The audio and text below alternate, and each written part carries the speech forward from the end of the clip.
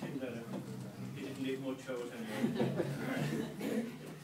I would say I have very fond memories of Moss.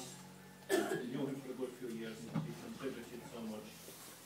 And, you know, our closest French taught him quite a bit, because he was a great inspiration in the early years.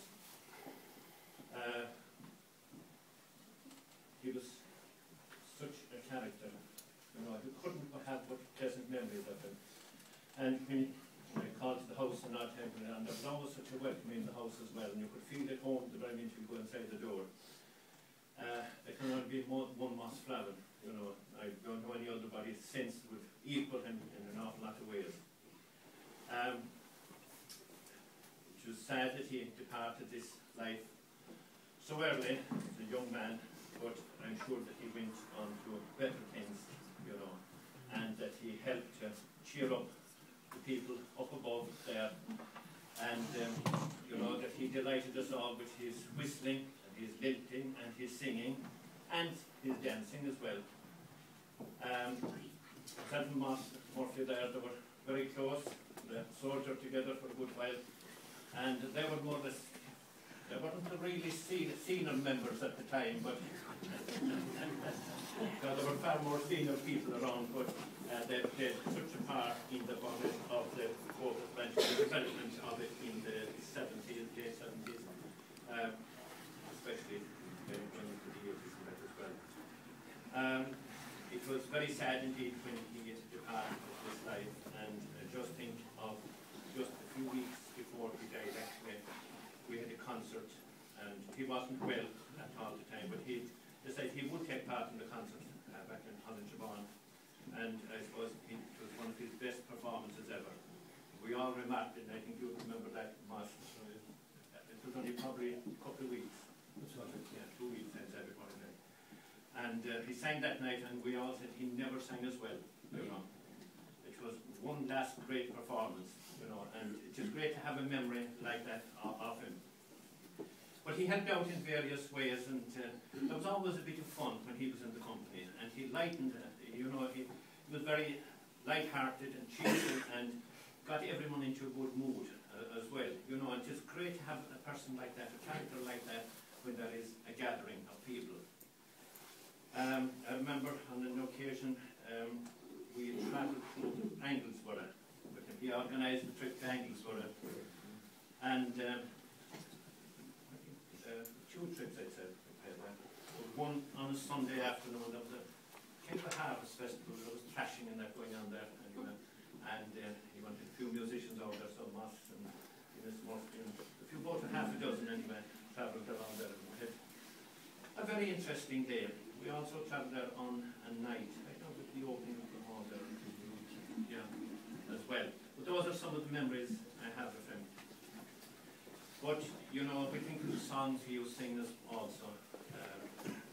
We had a little show, it was a lyrical, it was a kind of a mixture of the two anyway.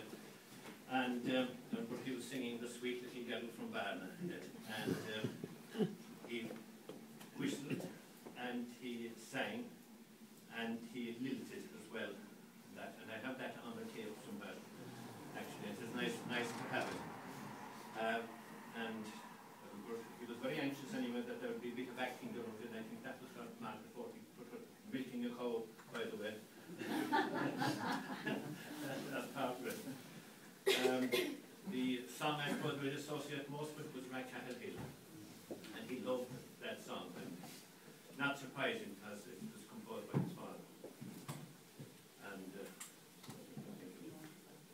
one evening fair in springtime, in the rays of the setting sun, I rambled by the hillside, my daily work being done. It was there I lay a little where the purple heather bloom, where the ferns grow so stately, where the house lay picks her brooms. It was there I lay that evening with the landscape full in view, and the golden rays of the setting sun sending forth a richer hue. I was taken back in fancy to my days of youthful rest by Mulcahy, far fair mountain that overlooks Newcastle West. You can view the river Shannon as it flows with stately pride through that romantic city where noble heroes died. where Sarsfield won such glory as he captured William's train, where the treaty stone was broken, where the women won such fame. You can view Rathronan's shady groves, where there now the hero lies, who suffered in Van Diemen's land, Red William Smith O'Brien. He dearly loved our Ireland, and for her he suffered sore. For us he is long departed, his memory we adore. You can view Kilmallock steeple and the houses white in clay, and along the golden skyline you can view Tipperary fair. The towering rigs of Kerry are a finer scenery still. You can view them all at leisure from sweet Blackadder Hill. The sun is now declining, and the rays are getting still. My thoughts are turned upwards to heaven and to him.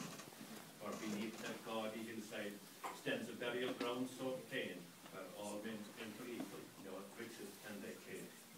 So now for an hour with comrades, the vacant chair to fill, I bid goodbye at present to dear Blackadder Hill, which Moss did at the end of April, and he was laid to rest in that graveyard one day in the first years of May, 1st or 2nd of May, and we remember that day well.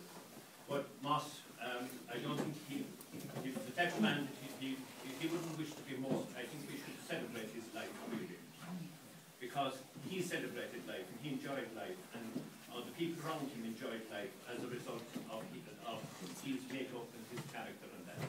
So he did an awful lot of good to people, by cheering them up, and so we can have very, very fond memories of him indeed, and we think of him. He was the kind of a uniting force. Granting was divided from one again in 1864, but I think Moss brought them back very close together again in those years. And I remember Michael Horner after Mercerton coming with Moss down to the school there and teaching dancing to the young people. So they were involved in all types of adventures, and I also was very friendly with Father Coffin then, and he was called to the Flavin house quite often. I've met him since, and he would and he'd mentioned that, he'd mentioned his trips to Flavin, he'd mentioned Martin, and he used to enjoy calling that, and himself and Moss were very friendly indeed. So there are just some random thoughts. I think of anything prepared, but there are some random thoughts, and I often think of Moss, and he's a man that you could look up to and that we'll always remember. So, Ian Middelroder Moss, Faroon